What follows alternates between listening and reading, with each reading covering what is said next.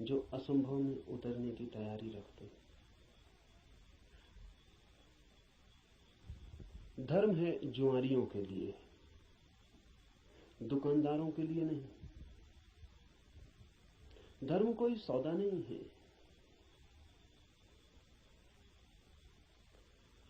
धर्म कोई समझौता भी नहीं। धर्म तो है दांव। जुआरी लगाता है धन को दांव पर, धार्मिक लगा देता है स्वयं को। वही परम धन है। और जो अपने को ही दांव पर लगाने को तैयार नहीं, वो जीवन के गुह रहस्यों को कभी भी जान नहीं पाएगा। सस्ते नहीं मिलते हैं वे रहस्य। ज्ञान तो बहुत सस्ता मिल जाता है। ज्ञान तो मिल जाता है किताब में, शास्त्र में, शिक्षा में, शिक्षक के पास। ज्ञान तो मिल जाता है करीब करीब मुफ्त, कुछ चुकाना नहीं पड़ता है। धर्म में तो बहुत कुछ चुकाना पड़ता है। बहुत कुछ कहना ठीक नहीं, सभी कुछ दांव पर लगा दे कोई, तो ही उस जीवन के द्वार खुलते हैं। इस जीवन को जो दांव पर लगा दे, उसके लिए ही उस जीवन के द्वार खुलते हैं। इस जीवन को दांव पर लगा देना ही उस जीवन के द्वार की कुंजी है। लेकिन ज्ञान बहुत सस्ता है, इसलिए मन सस्ते रास्ते को चुन लेता है, सुगम को। सीख लेते हैं हम बातें, शब्द, सिद्धांत, और सोचते हैं जान लिया। अज्ञान बेहतर है ऐसे ज्ञान से। अज्ञानी को कम से कम इतना तो पता है कि मुझे पता नहीं। इतना सत्य तो कम से कम उसके पास है। जिन्हें हम ज्ञानी कहते हैं, उनसे ज्यादा असत्य आदमी खोजने मुश्किल। उन्हें यह भी पता नहीं है कि उन्हें पता नहीं। सुना हुआ, याद किया हुआ, कंठस्थ हो गया, धोखा देता है। ऐसा लगता है मैंने भी जान लिया। मैं आपसे वही कहूंगा जो मैं जानता हूं, क्योंकि उसके कहने का ही कुछ मूल्य है। क्योंकि जिसे मैं जानता हूं, अगर आप तैयार हो तो उसकी जीवंत चोट आपके हृदय के तारों को भी हिला सकती। जिसे मैं ही नहीं जानता हूं, जो मेरे कंठ तक ही हो, वो आपके कानों से ज्यादा गहरा नहीं जा सकता। जो मेरे हृदय तक हो, उसकी ही संभावना बनती है। अगर आप साथ दें तो वो आपके हृदय तक जा सकता है। आपके साथ की तो फिर भी जरूरत होगी, क्योंकि आपका हृदय अगर बंद ही हो तो जबरदस्ती उसमें सत्य डाल देने का कोई उपाय नहीं है। और अच्छा ही है कि उपाय नहीं है, क्योंकि सत्य भी अगर जबरदस्ती डाला जाए तो स्वतंत्रता नहीं बनेगा, परतंत्रता बन जाएगा। सभी जबरदस्तियां परतंत्रताएं बन जाती। इसलिए इस जगत में सभी चीजें जबरदस्ती आपको दी जा सकती हैं, सिर्फ सत्य नहीं दिया जा सकता, क्योंकि सत्य कभी भी परतंत्रता नहीं हो सकता। सत्य का स्वभाव स्वतंत्रता है। इसलिए एक चीज भर है इस जगत में जो आपको कोई जबरदस्ती नहीं दे सकता, जो आपके ऊपर थोपी नहीं जा सकती, जो आपको पहनाई नहीं जा सकती, उड़ाई नहीं जा सकती। आपका राजी होना अनिवार्य शर्त है। आपका खुला होना, आपका ग्राहक होना, आपका आमंत्रण, आपका अहोभाव से भरा हुआ हृदय। जैसे पृथ्वी वर्षा के पहले पानी के लिए प्यासी होती और दरारें पड़ जाती हैं, इस आशा में पृथ्वी जगह जगह अपने ओंठ खोल देती है कि वर्षा हो। ऐसा जब आपका हृदय होता है तो सत्य प्रवेश कर रहा है।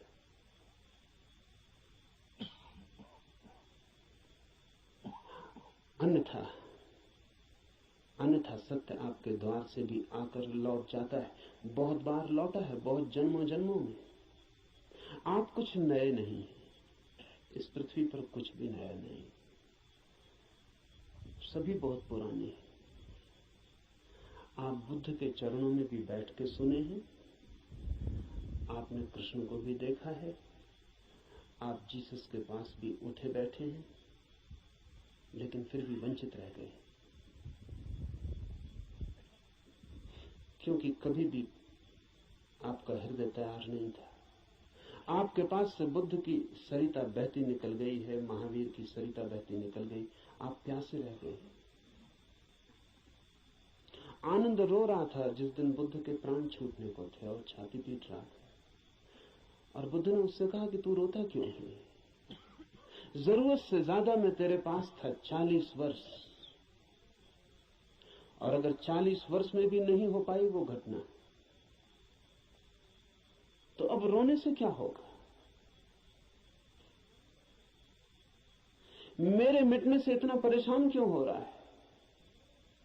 तो आनंद ने कहा है, इसलिए परेशान हो रहा हूं कि आप मौजूद थे और मैं न मिट पाया। अगर मैं मिट जाता तो आपको मेरे भीतर प्रवेश मिल जाता। 40 साल नदी मेरे पास बहती थी और मैं प्यासा रह गया, और अब मैं रोता हूं क्योंकि जरूरी नहीं है कि ये नदी कब किस जन्म में दोबारा मुझे मिलेगी।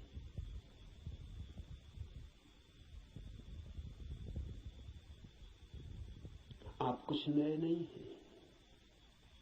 आपने बुद्धों को दफनाया, महावीरों को दफनाया, जीसस, कृष्ण, क्राइस्ट, सबको आप दफना के जी रहे हैं। उनकी वो हार गए आपसे। आप काफी पुराने, जब से जीवन है तब से आप हैं। अनंत अनंत यात्रा है। कहां हो जाती होगी चूक? बस यही हो जाती है कि आप खुले ही नहीं, बंद है। मैं तो आपसे वही कहूंगा जो मैंने जाना है। अगर आप भी अपने को एक खुलापन बना सके तो आप भी उसे जान लेंगे।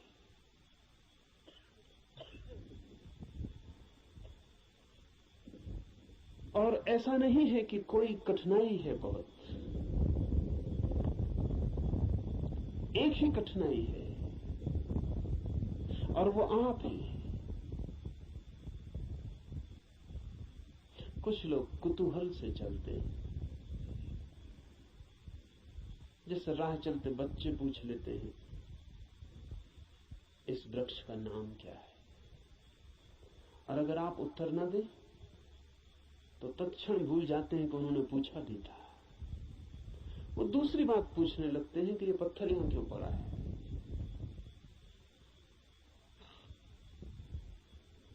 पूछने के लिए पूछते हैं, जानने के लिए नहीं पूछते। बिना पूछे नहीं रह सकते हैं, इसलिए पूछते हैं, जानने के लिए नहीं पूछते। जो लोग कुतूहल से जी रहे हैं वो अभी भी बचकाने हैं। अगर आप ऐसे ही पूछ लेते हैं कि ईश्वर क्या है, जैसे कि कोई बच्चा राह चलती दुकान देख के पूछ लेता हो कि ये खिलौना क्या है, तो आप अभी बच्चे हैं। और बच्चा तो माफ किया जा सकता है, आप माफ नहीं किए जा सकते। कुतूहल नहीं चलेगा। धर्म कोई खिलवाड़ नहीं है बच्चों का। और फिर उत्तर भी मिल जाए तो उससे कोई प्रयोजन नहीं है। बच्चे का मजा पूछने में है। उसने पूछा, यही उसका मजा है। आप उत्तर देंगे भी तो उस उत्तर में उसे कोई बहुत रस नहीं है। क्या बात? मनस्विद कहते हैं कि बच्चे नया नया बोलना सीखते हैं तो अपने बोलने का अभ्यास करते हैं पूछ पूछ कर। जैसे बच्चा नया नया चलना सीखता है तो बार बार उठ के चलने की कोशिश करता है, बोलना सीखता है तो बार बार बोलने की कोशिश करता है। इसलिए बच्चे एक ही बात को कई दफा कहते हैं। इसलिए कई दफा कहते हैं क्योंकि उन्हें बोलने का एक नया अनुभव, एक नया आयाम मिला है। उस नए आयाम में वे तैर के अभ्यास कर रहे हैं। इसलिए कुछ भी पूछते हैं, कुछ भी बोलते हैं। अगर आप भी धर्म की दुनिया में कुछ भी पूछ रहे हैं, कुछ भी बोल रहे हैं, कुछ भी सोच रहे हैं, और कोई गहरी जिज्ञासा नहीं है, बस कुतूहल है, तो अभी आप और कुछ बुद्धों को दफनाएंगे। अभी और न मालूम कितने बुद्धों को आपके साथ मेहनत करनी पड़ेगी।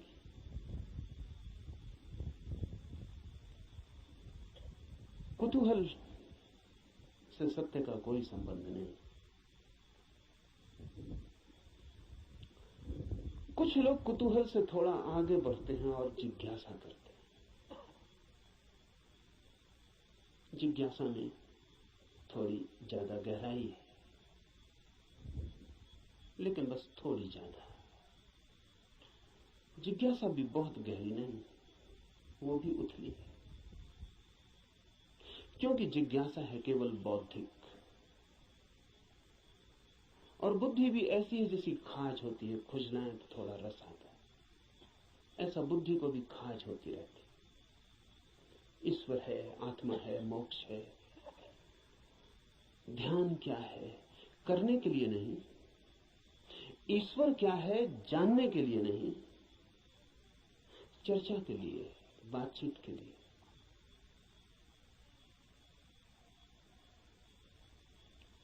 एक बौद्धिक मजा है, एक बौद्धिक व्यायाम है। तो लोग ऊंची बातें करते हैं, लेकिन उन बातों पर कभी भी कोई दांव नहीं लगाते। ईश्वर है या नहीं, इससे कोई प्रयोजन नहीं है। और ईश्वर हो तो, ईश्वर न हो तो वे जैसे हैं वैसे ही बने रहते हैं। ये बड़े मजे की बात है। एक आदमी मानता है कि ईश्वर है और एक आदमी मानता है कि ईश्वर नहीं, और दोनों की जिंदगी बराबर एक सी। कोई गाली दे तो उसे भी क्रोध आता है जो मानता है कि ईश्वर है, और उसे भी क्रोध आता है जो मानता है कि ईश्वर नहीं। बल्कि कई दफे तो ये देखा जाता है कि जो मानता है ईश्वर है उसे ज्यादा क्रोध आता है, क्योंकि जो मानता है कि ईश्वर नहीं है वो ज्यादा से ज्यादा क्या कर सकता है? आपका गाली दे सकता है, मार सकता है, हत्या कर सकता है। लेकिन जो मानता है ईश्वर है वो आपको नरक तक में सड़ा सकता है। उसके पास ज्यादा उपाय क्रोधित होने के। अगर ईश्वर के मानने और न मानने से कोई भी अंतर जीवन में न पड़ता हो, तो उसका अर्थ है कि ये ईश्वर से कोई संबंध नहीं है, बौद्धिक बातचीत है।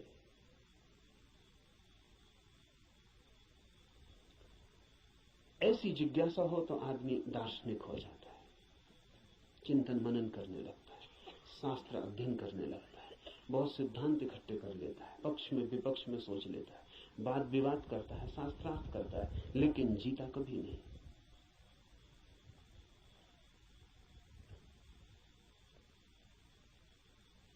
अगर आप भी सिर्फ जिज्ञासा से भरे हैं तो यात्रा नहीं होगी। जिज्ञासा से भरे हुए लोग वे हैं जो मील के पत्थर के पास बैठ जाते हैं और पूछते हैं मंजिल क्या है, कितनी दूर है, और सदा यही पूछते, लेकिन कभी उठ के चलते नहीं। जानते तो आप भी कितना है, क्या कमी है जानने में? करीब करीब सभी कुछ जानते हैं। जो बुद्ध ने जाना हो, महावीर ने, कृष्ण ने जाना हो, वो सभी आप भी तो जानते। गीता में पढ़ के आपको ऐसा नहीं लगता कि ये बातें तो हमें भी मालूम आपको भी, पर सिर्फ बुद्धि तक है, आपके हृदय तक उनका बीज नहीं पहुंचा। और बुद्धि पर रखे हुए विचार वैसे ही होते हैं जैसे पत्थर पे कोई बीज को रखते हैं। बीज तो होता है लेकिन पत्थर पे रखा रहता है, अंकुर नहीं फूट सकता। अंकुर फूटना हो तो बीज को पत्थर से गिरना पड़े, जमीन खोजनी पड़े, और जमीन की भी ऊपर की सतह ठीक नहीं है, क्योंकि और गीली जगह चाहिए। तो थोड़ा जमीन के भीतर पहुंचना पड़े, जहां थोड़ी पानी की सुविधा हो, थोड़ा रस बहता हो। बुद्धि पर पत्थर की तरह बीज रख जाते हैं, हृदय तक जब तक न गिर जाएं तब तक गीली जगह नहीं मिलती। हृदय में थोड़ा रस बहता है, थोड़ा प्रेम, वहां थोड़ा पानी, वहां कोई बीज गिरे तो अंकुरित होता है, नहीं तो कभी अंकुरित नहीं होता। जिज्ञासु व्यक्तियों के पास बहुत कुछ होता है, लेकिन पत्थर पर रखे हुए बीजों की भांति।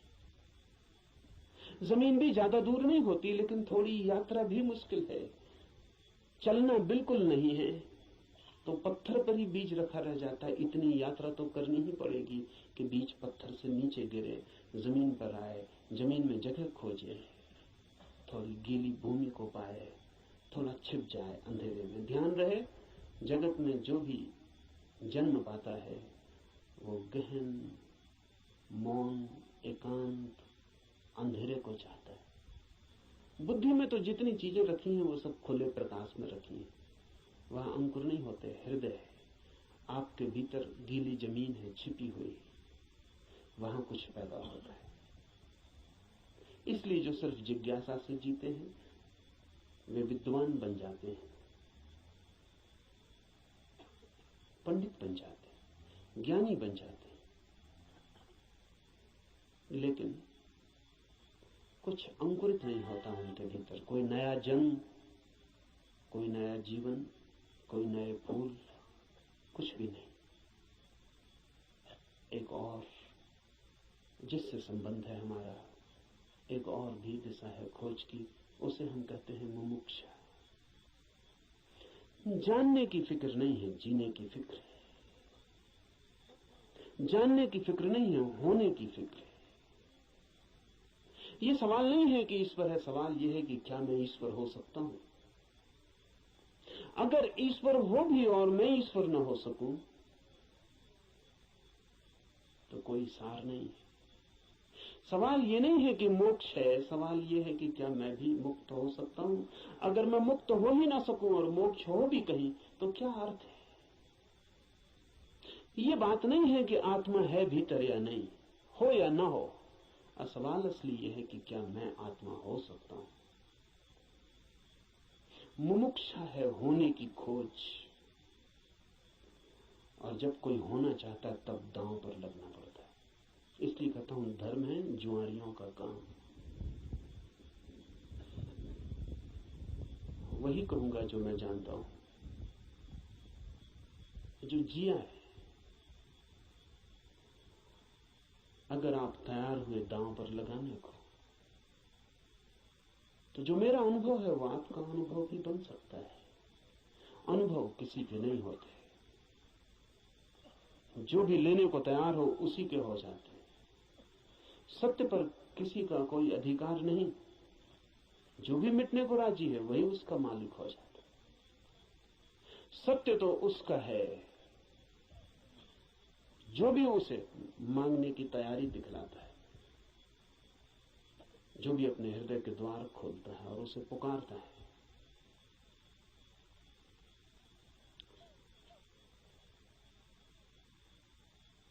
इस उपनिषद को इसीलिए चुना है।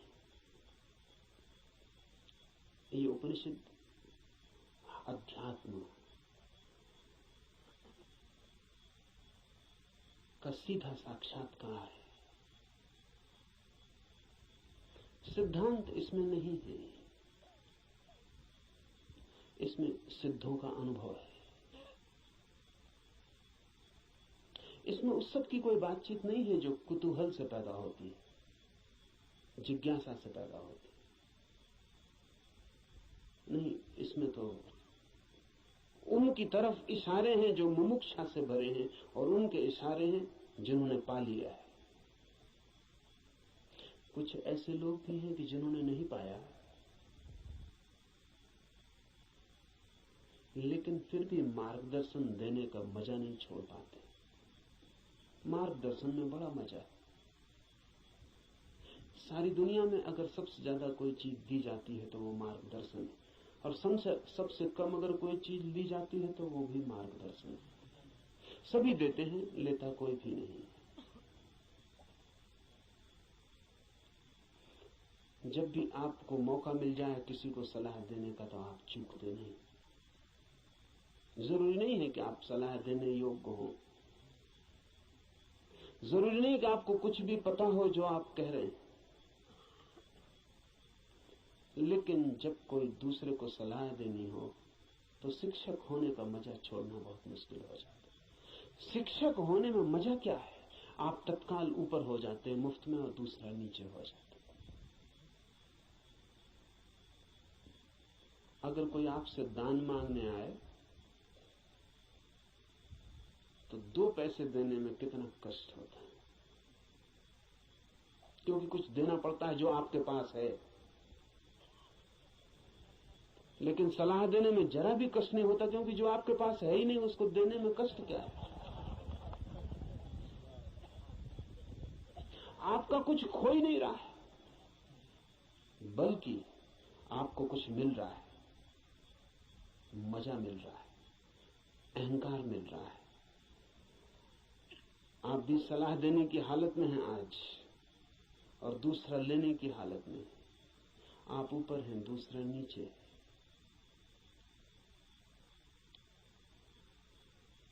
इसलिए कहता हूं कि इस उपनिषद में कोई सलाह, कोई मार्गदर्शन देने का मजा नहीं है, बड़ी पीड़ा है। क्योंकि उपनिषद का ऋषि जो दे रहा है वो जान के दे रहा है, वो बांट रहा है कुछ बहुत हार्दिक, बहुत आंतरिक।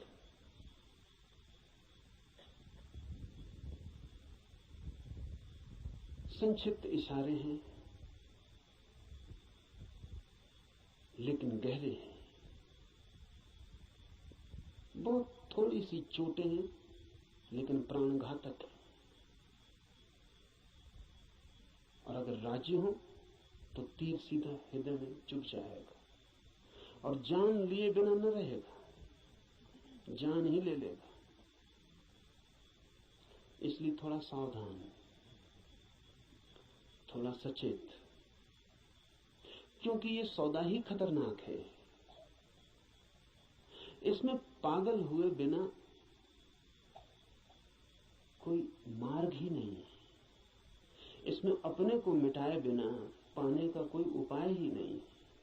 यहां तो खोने वाले ही बस पाने वाले बनते। और इसीलिए इस उपनिषद को भी चुन लिया है। ऐसे तो सीधा ही आपसे कह सकता हूं, कोई कारण इस उपनिषद को चुनने का नहीं है, बहाना, आड़। क्योंकि तीर सीधा मारो आदमी बच सकता है, उपनिषद की आड़ से थोड़ी